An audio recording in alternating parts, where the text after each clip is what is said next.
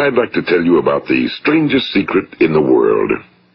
Some years ago, the late Nobel Prize-winning Dr. Albert Schweitzer was being interviewed in London, and a reporter asked him, "Doctor, what's wrong with men today?"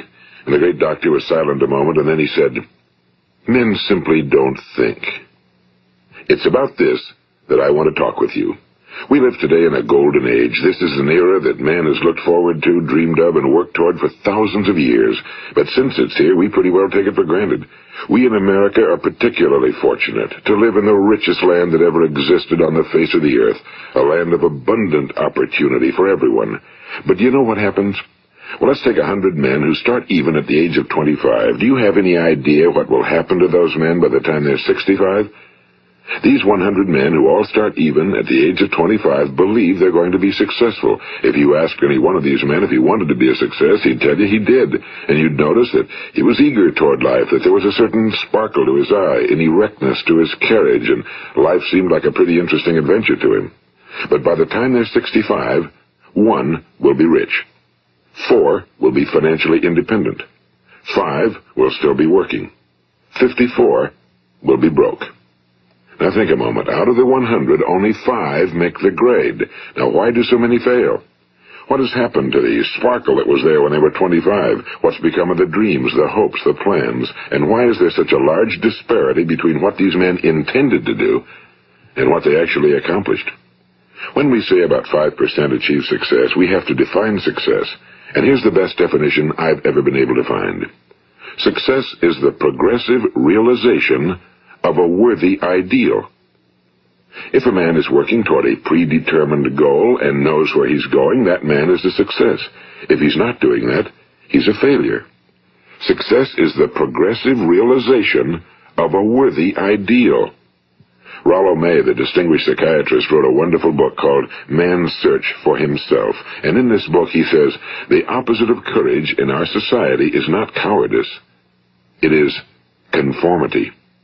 And there you have the trouble today. It's conformity, people acting like everyone else without knowing why, without knowing where they're going. Now think of it. In America right now, there are over 18 million people 65 years of age and older. And most of them are broke. They're dependent on someone else for life's necessities.